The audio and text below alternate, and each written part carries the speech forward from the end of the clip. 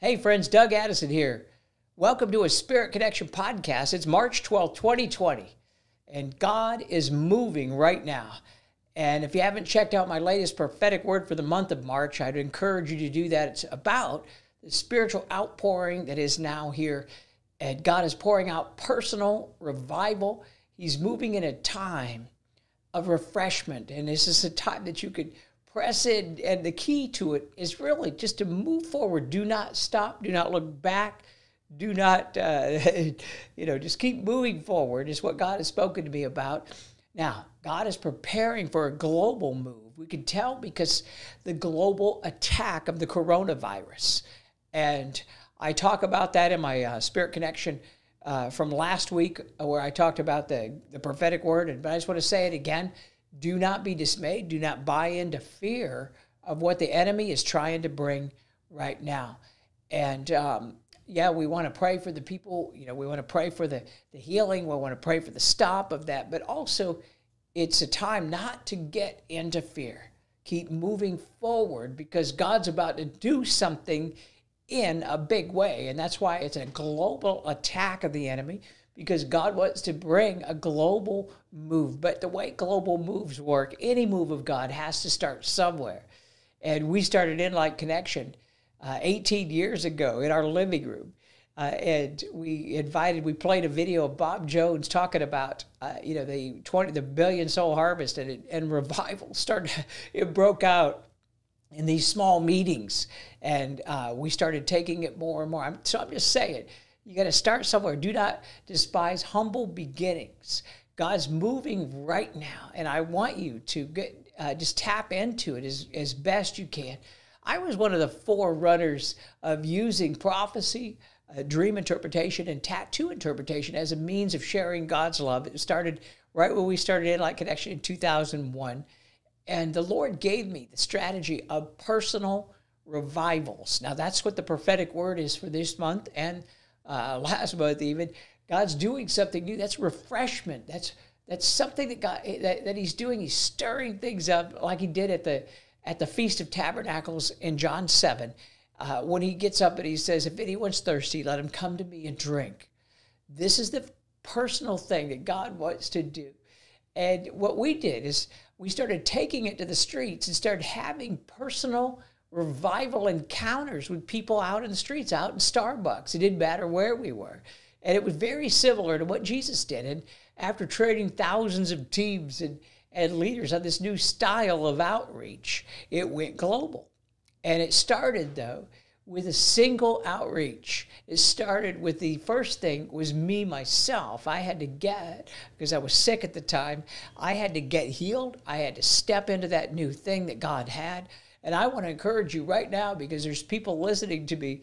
You have businesses, there's ministries, there's different things about to break open. And the enemy doesn't want you to see it, just like me. I always didn't believe this prophetic word I got in 2001 that I would be healed of Huntington's disease.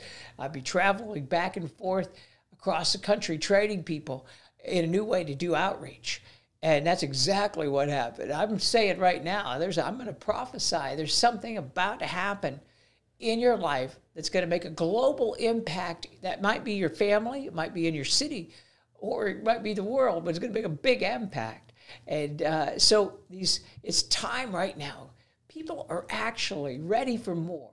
If you focus on the personal revival and you use these things, then you can actually, what I've been talking about here, what I'm going to talk about here, you could actually stir something up. The key is to increase the ability to hear the Lord. You need to help people to understand there's some biblical principles and keys that are going to help you here. Now, first of all, I want to give you one of them. The more you give, the more you receive. What you sow, therefore, you shall reap. These are biblical principles. They're found in the Bible. And if you learn to give on a regular basis, then whatever you need will come back. Now, most people think that that's what they do for money. That's true. But also it's love, it's forgiveness, it's grace, it's gratitude. It's hearing God and all of those things. In fact, the reason I started the Daily Prophetic Words well over 10 years ago is because I needed to hear God for myself. And so I knew that the more you give, the more you would receive. I started, putting out these small prophetic words out on the internet. And wow, now a lot of people are doing them. And, it's impacting people all over the world because of the principle of giving. Luke 6:38 says, "Give, and it will be given to you. Pressed down, shaken together, a good measure, running over, will be poured into your lap. For the measure that you use will be measured to you." Now, the context of this is actually not money. It works for money because it's a spiritual principle, but it was actually giving love and forgiveness. If you read it, the whole Luke 6 is talking about forgiving others, not judging. So I actually gave 500 prophetic words, and I don't remember what year it was, but I think it was 2009 or so. And I gave 500 prophetic words one weekend, 2 days at a church in Florida, and then launched something because the more I gave, the more I received. I'm not doing that now, actually, but it opened something up. So I want to say this right now.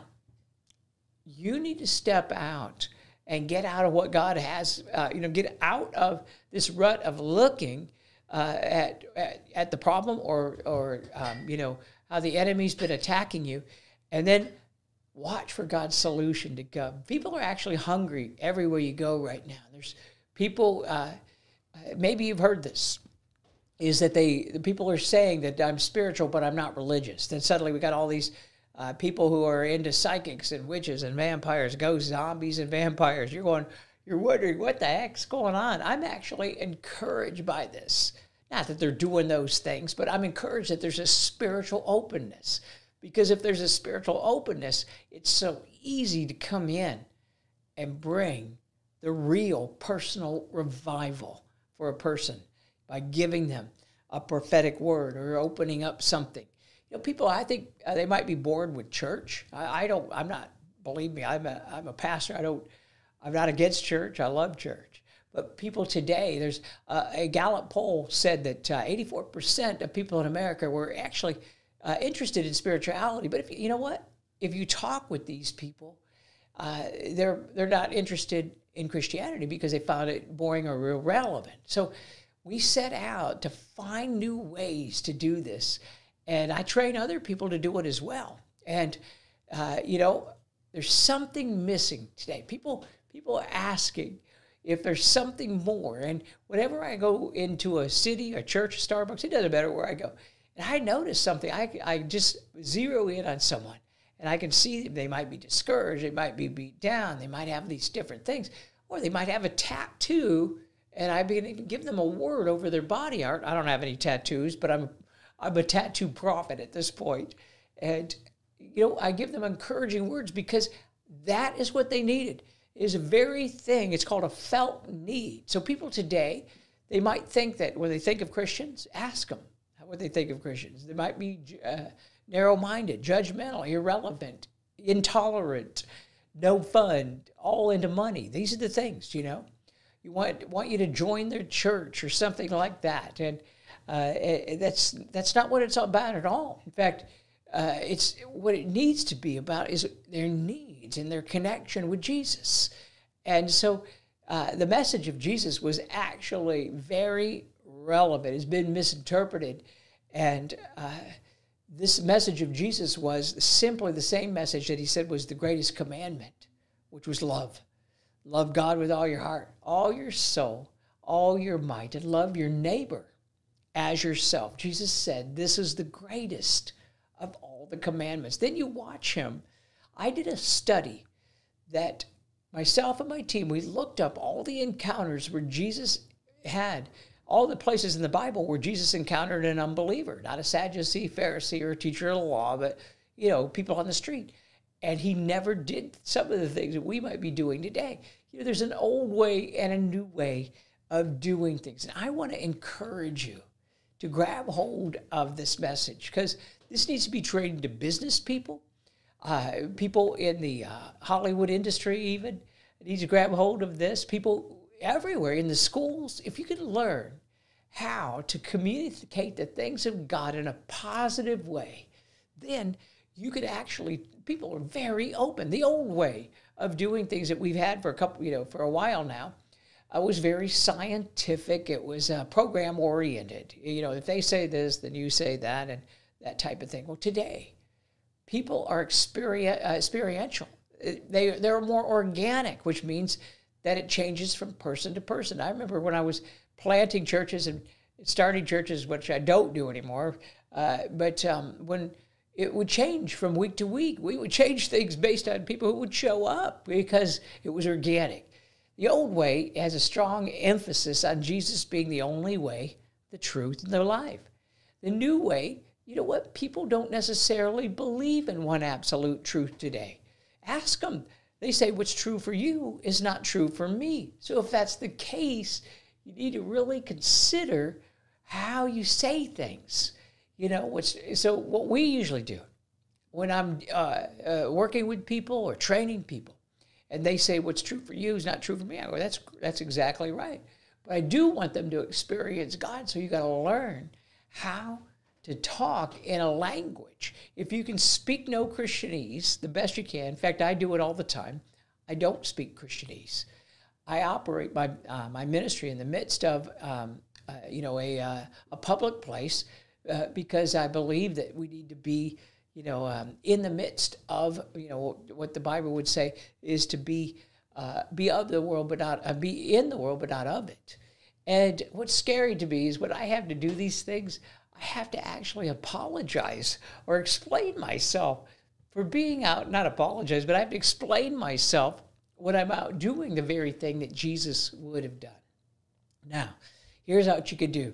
You can become a MASH unit, Mobile Army Surgical Hospital. You just go out, and each day, I took a walk today. I was looking for someone, not to share the gospel and give a tract to.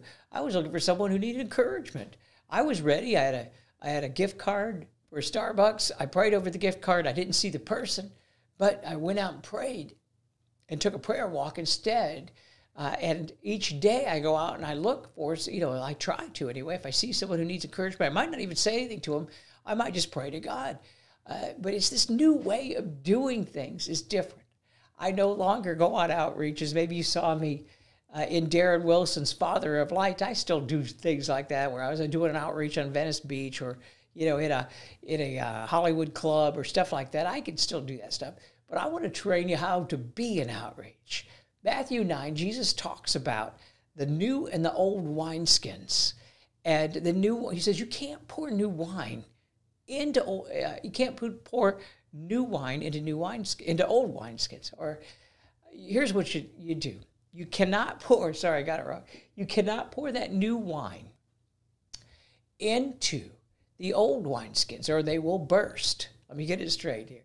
If you look it up, Matthew 9, he says you can't do that. You got to pour the new wine into new wineskins. So we need both. He goes on to say that so that both are preserved. And the thing here is that he values the old and the new. And God's bringing some new type of thing. I am a new wineskin. I'm like a new wine and a new wineskin. If I try to go into the old wineskin, even though I speak in churches, I encourage people, but I might blow things up, and so people like me. I love people. I'm not wounded and trying to make a scene or anything like that. But what I'm saying is that we need to do what Jesus did.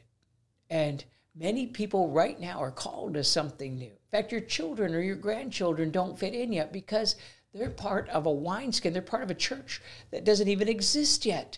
They have not even, what they're called to do hasn't even been started. So we need to be like Jesus, WWJD.